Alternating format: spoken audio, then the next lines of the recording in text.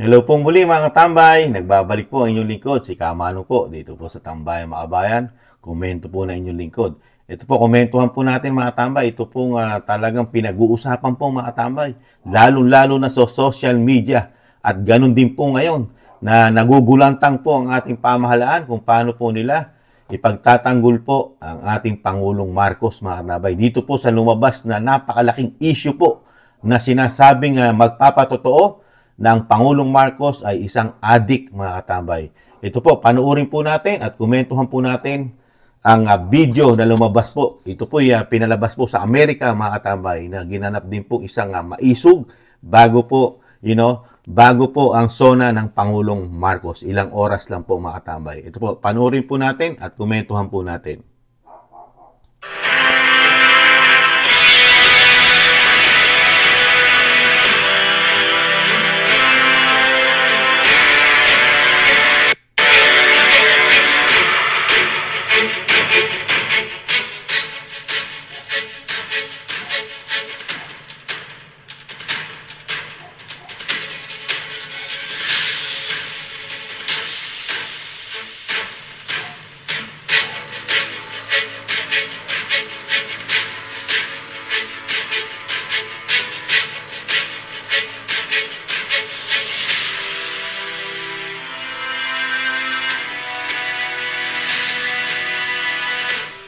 Ayan po mga tambay, ito po i-upload ni Showbiz Fanatic mga katambay, isa pong makabayang vlogger.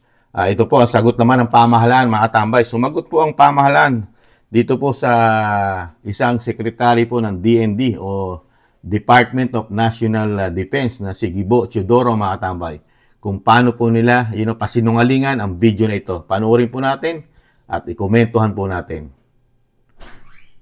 May nagpakita po sa akin kanina lang ng isang video na di umano'y maisog na convention sa Los Angeles, California, kung saan nagpalabas po sila ng isang video na ang gusto po nilang palabasin, ito po ay video ng ating Pangulo na may ginagawang hindi kanais-nais.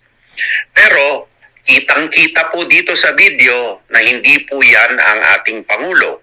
Peke po ang ginawa nila na video at obvious po na ito ay gawa-gawaan lamang.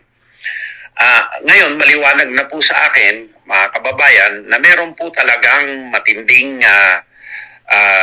plano na i-destabilize po ang ating gobyerno. Nag-umpisa po ito sa mga fake na mga news tungkol po sa Armed Forces of the Philippines at Department of National Defense. Tapos nagprogreso po ito sa di umano'y walkout na hindi naman po nangyari. Pagkatapos po ngayon na curiously po, araw po ng SONA, naglabas po sila ng peking video at sa Amerika pa. Bakit po sa Amerika? Yan po siguro ay parte ng plano nila upang sila po ay hindi masubject sa jurisdiction ng Philippine authorities. Kaya sa ganun pong pangyayari, kami po ay nananawagan sa authorities po sa Estados Unidos na imbestigahan po itong insidente na ito upang ang mga malisyosong nasa likod nito ay maharap sa hustisya. Kami naman po sa Department of National Defense, 10 ng lahat ng ahensya, kaanib na po ang Armed Forces of the Philippines, ay naninindigan na solido sa likod ng liderato ng ating Pangulo, President Ferdinand Romualdez Marcos Jr., ang Ayan po mga tambay, narinig naman po natin ang sekretary po ng DND na talagang sila pong lahat ay solido. Solido po ang sekretary po ng DND na si Teodoro, sa Secretary Teodoro mga katambay.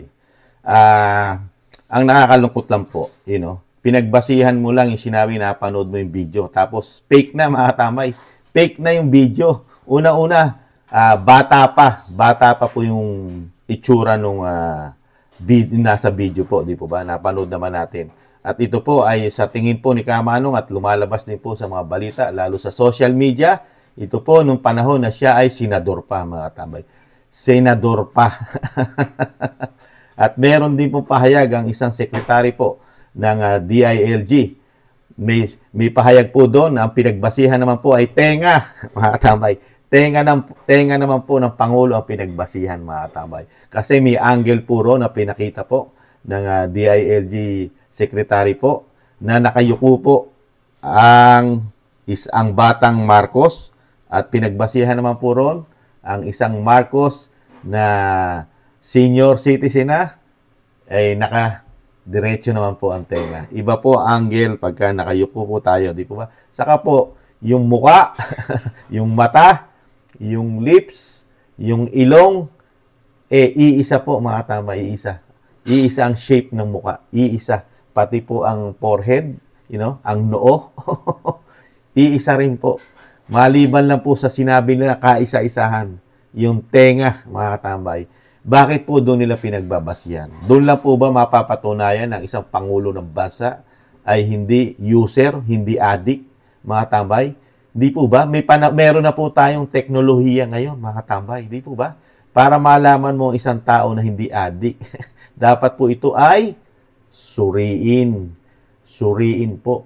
Hindi po mapapatunayan kahit po ng isang DND o ng Department of National Defense Secretary na doon lang sa video na mapapanood niya at nakita niya, isang sasabihin niyang hindi Pangulo yon ng Republika ng Pilipinas. At naniniwala siya na ang Pangulo ay hindi adik, mga katamay. Paano mo paniniwalaan yon? Sa mata-mata lang? Dahil sa iyo mismo. Mr. Secretary, ang sabi mo nga, ikaw, ay nasa Pangulo. Ang iyong tiwala, mga katamay, ang tiwala mo ay nasa Pangulo. Ikaw ay parang sinasabing hindi naman di umano kapit tuko, mga tamay. Hindi naman yata kapit tuko si Secretary. Hindi po ba dapat, Mr. Secretary, dahil kayo po ay National Defense, na merong Pangulo na may issue po ng pagiging addicted o addict, hindi po ba dapat para po maging fair, para po sa bayan, sa mga Pilipino, na ito po ay tuloy na yung hamon ni dating Presidente Duterte, na ito po ipasuri sa lahat ng klase ng droga. Di po ba? Para malaman na po ng taong bayan kung talagang pati mismo kayo, maniwala kayo sa sarili nyo na ito po ipates. Hindi po sa mga sinasabi, pagtatanggol lang po natin ang ating Pangulo. Kasama po ang DILG Secretary. Di po ba? Na ipagtanggol po ang Pangulo dahil lang po sa base ng nakikita nyo po sa video, kuno. Kung wala pong apoy, wala pong usok. Kung walang usok, walang apoy. Di po ba mga tambay? Ang sinasabi ni Kamanong, ito pong issue na ito, lumaki na po ng lumaki ito. Saka hindi po ito totoo. Sa sinasabi nyo, nagsimula ang issue na ito para po pabagsakin ng Pangulong Marcos, mga tambay. Hindi po basta-basta nagsimula po sa inyo yan, sa National Defense o sa mga kasundaluhan natin, may mga issue sa kapulisan natin. Hindi po. Ang issue po mismo, pumutok po yan dahil marami pong nagpatotoo at talagang kahit pa nung kampanyahan ni dating Pangulong Duterte, talagang meron na pong lumabas po na meron pong tumatakbong, drug user na presidente sa ating bansa. Pasalamat pa po nga si Pangulong Marcos. Pasalamat pa po siya dahil hindi po lumabas itong video na ito nung panahon ng kampanya. Di po ba? Kasi kung lumabas po ito nung panahon ng kampanya, sa tingin niyo po ba, Mr. Secretary, mananalo po itong sinasabi niyo katiwa-tiwalang Pangulo ng bansa, Mr. Secretary Teodoro? Kung lumabas po itong video na ito, sige nga po. Dahil ito po ay naitago. At nakikita po ngayon ng taong bayan din ang performance po ng ating Pangulo sa loob ng 2 taon. Di po ba? Puro pangarap. At lumagana po ang korupsyon sa ating bansa. At ganun din po, nagbalikan po ang krimen. Napakalaki po ng volume po. Lalo-lalo po sa Metro Manila. Ano po ginagawa ng isang Secretary of National Defense na lumalaga na po ang droga rin sa ating bansa? Nagbabalikan po. Krimen sa Metro Manila, naturingang Metro Manila ay sinasabi natin na sikat na sikat ang Metro Manila, City of Manila. Lumalarawan sa ating bansa ang Manila, pero number 1 po sa napakataas na krimen sa buong bansa at hindi lang sa buong bansa, sa buong Southeast Asia, sa index po ng mga city. Nakakahiya po, nagbalikan. Kaya po nagkakawindang-windang po ang ating administrasyon, Mr. Secretary, dahil po dito sa issue na ito. At ito po ay pumutok din sa PIDEA at yung mga sinasabing mga documents ay nawala rin. Di po ba? At halos po, buong ahensya po ng gobyerno ay pinagtatanggol po ang Pangulo natin. Pati po ang di umano yung mga congressman sa Senado, mga senador, halos lahat po, tikom ang bibig po. Wala man lang pong isang ahensya o isang department na nagsusulong o isang congressman o isang senador sa ating bansa. Wala man lang nagsusulong para matapos na po ang issue na ito at idemanda natin lahat ang naninira. Kasuhan natin lahat ang naninira sa Pangulo. Patunayan muna ng Pangulo, di ba ba? Mr. Secretary, patunayan po muna ng Pangulo na siya'y malinis. Hindi siya user ng droga. Teknolohiya na po ngayon.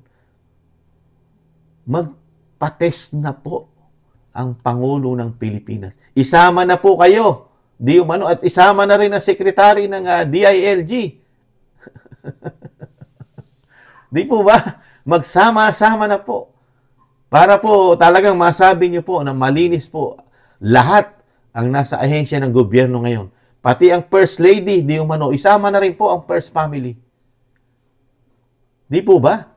Lahat po, pati po mga senador, lahat po na congressman, isama na rin po para makita po ng mga Pilipino kung walang adik po talaga na naglilingkod sa ating bayan. Mga kapitapitagan po. Talaga po sila kapitapitagan.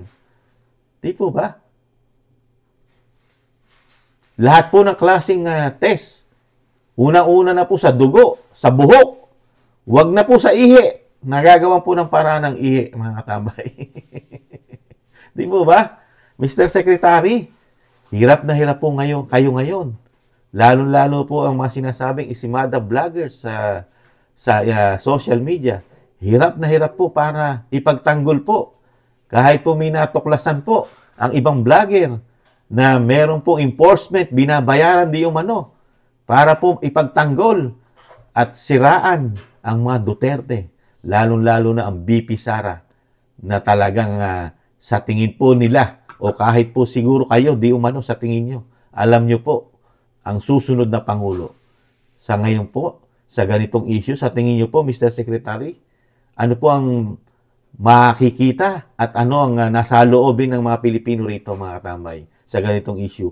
First time in the history of the Philippines, mga katambay, meron po tayong presidente naging issue ang droga. Mismong siya ang gumagamit nito, mga katambay. Di umano. Siya pa lang po. Karamihan pong issue ng presidente ng Pilipinas, korupsyon. Puro korupsyon po ang issue.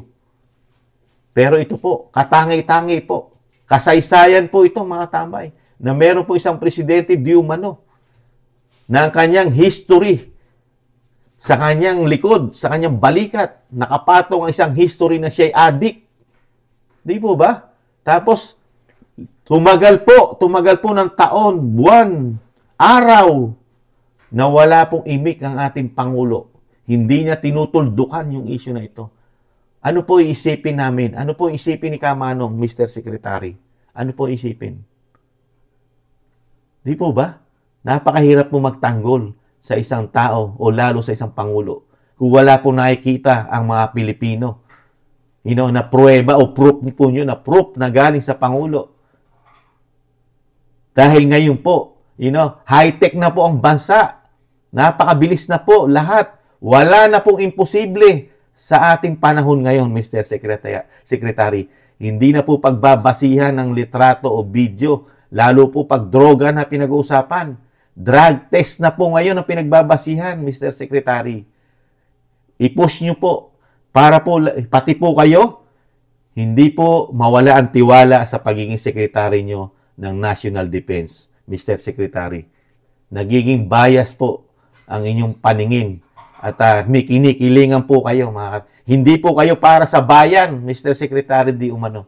Sa komento ni Kamanong, para po kayo sa puwersa o sa power o sa Pangulo.